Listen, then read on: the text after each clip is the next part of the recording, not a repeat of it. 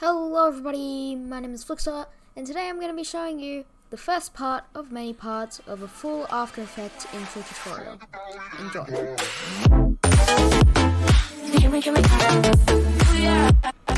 Alright, so first things first, let's pick a song. I'm going to be using this song, which goes with it like this.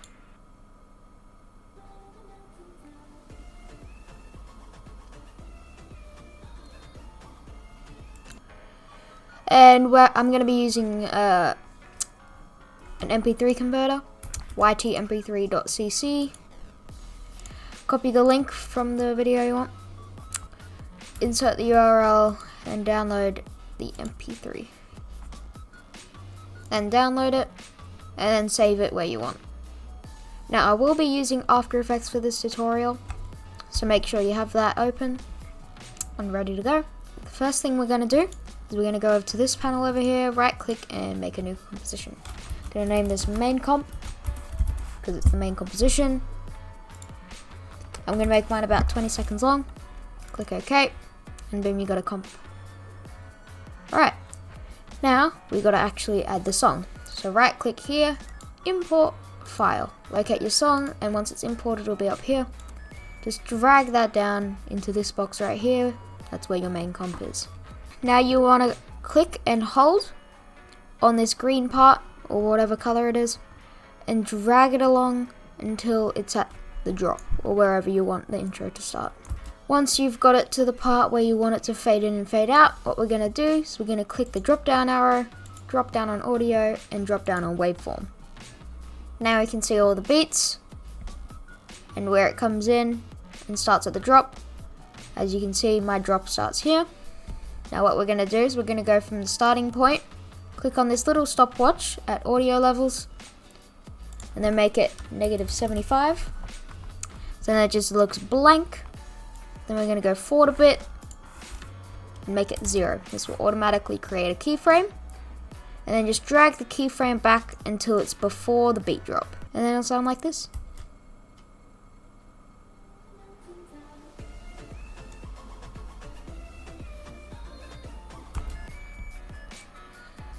And then if we zoom in using this scale right here,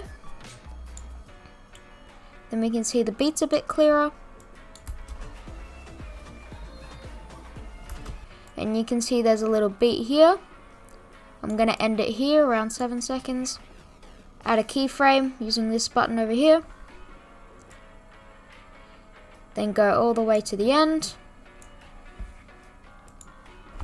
And make it -75 again.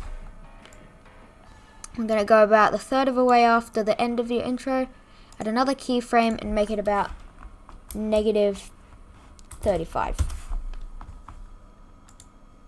And it should be like this.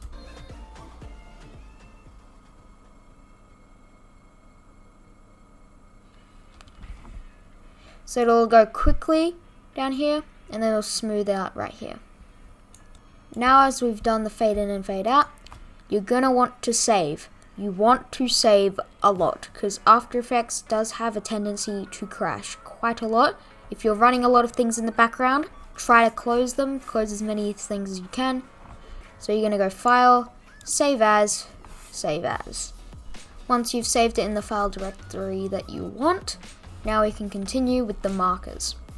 You're going to want to keep your waveform open for this part because it's really useful. Now, you want to zoom in, and then you want to find the beats. So, where you see there's a little spike in the audio, you want to go there and try and get to the right frame where it's as close as you can get to the beat without skipping it. So I think right there is pretty perfect. So you're going to go to this little marker over here, this little shield shaped thing, and you're just going to click that, and it'll put a marker right where your play point is. Now you're going to scrub along until you find the next beat. In this case, it's about here. So I'm just going to click it again, and then repeat this process for every beat until your intro ends.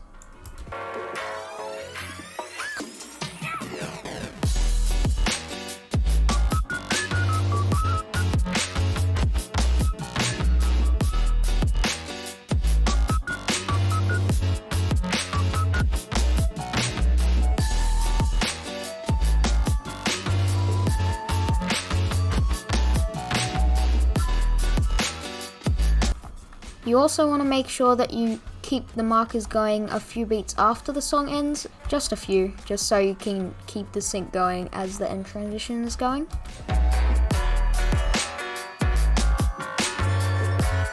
About 1 beat after the song should do it.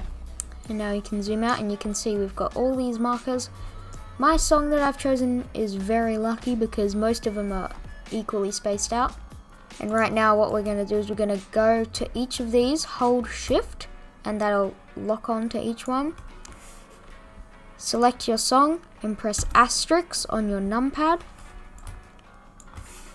And it should create a little timestamp on the song layer. And once you've done that, then you can just press K to switch to the next one. So you see, if I press K, it'll switch to that, and then it'll just go along as I press K, which makes it a lot quicker.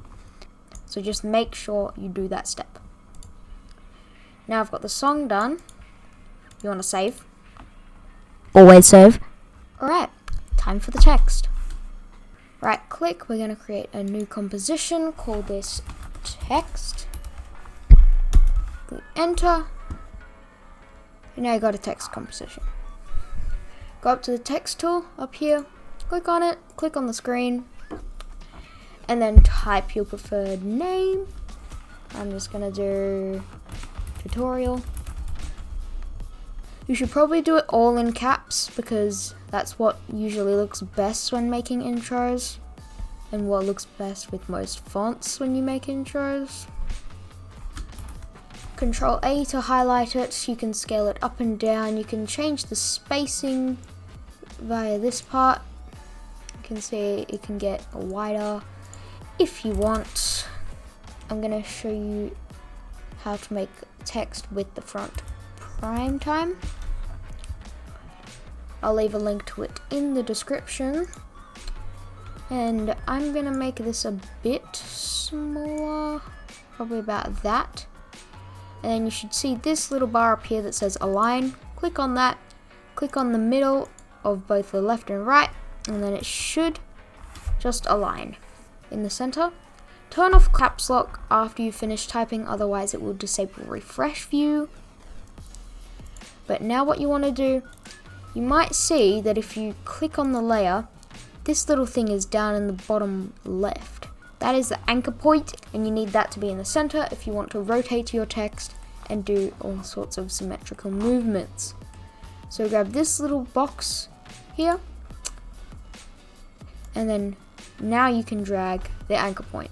Press Control, and it'll snap to the center like that.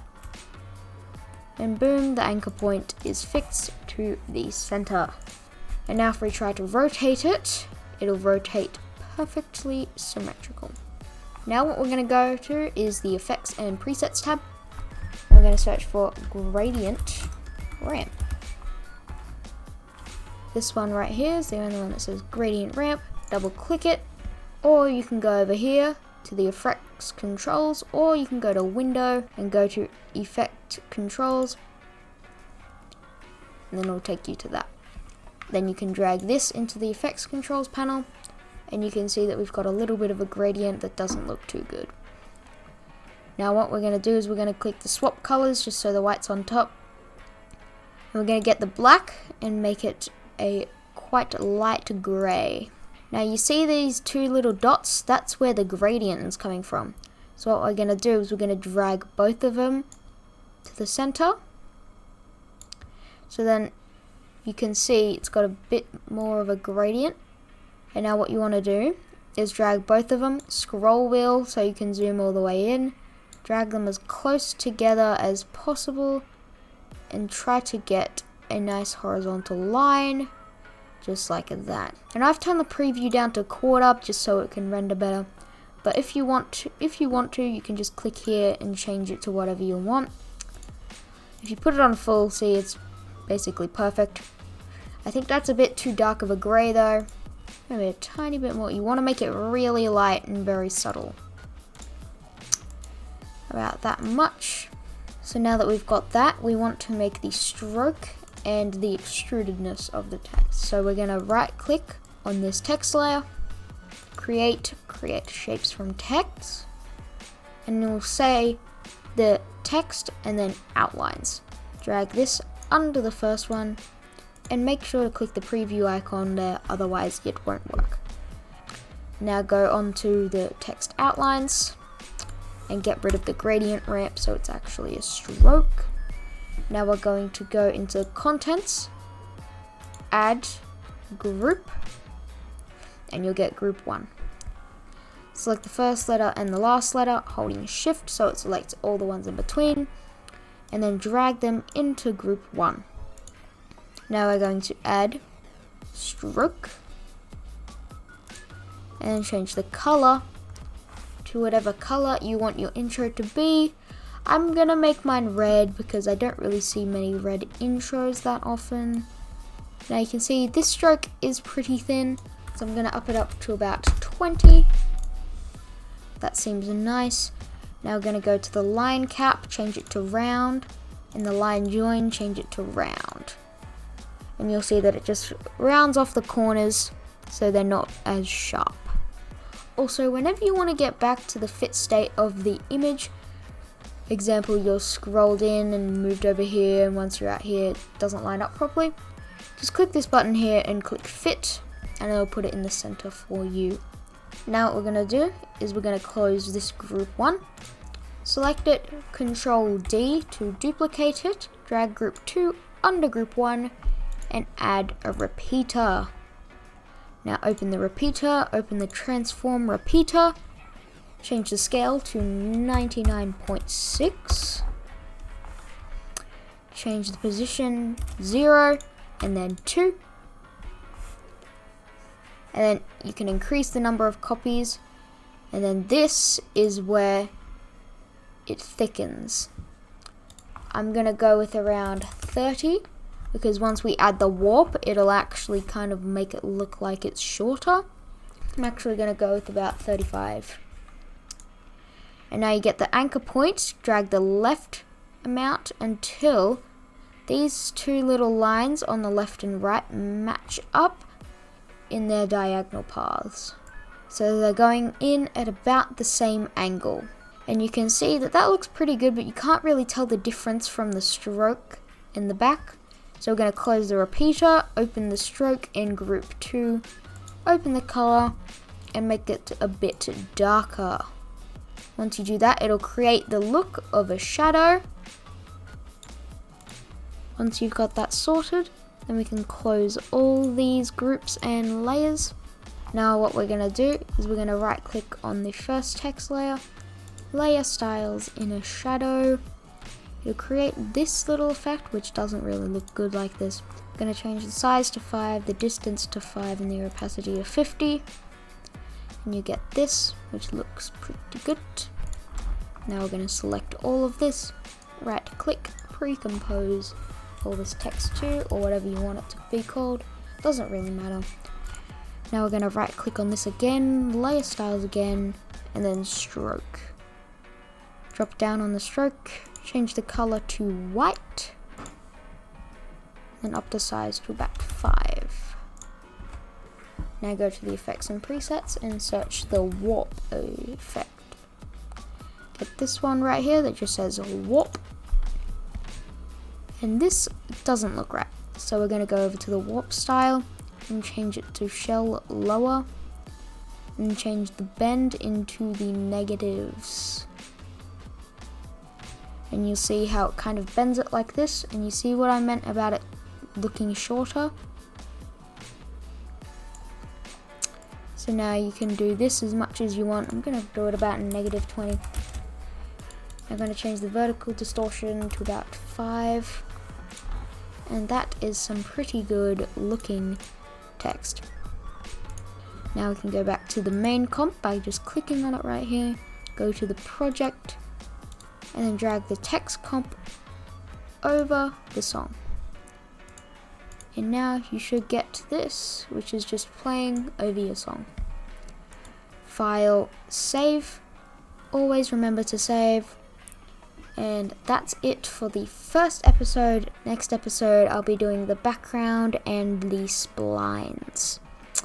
So keep an eye out for that. Thank you all for watching, and I'll see you in the next one.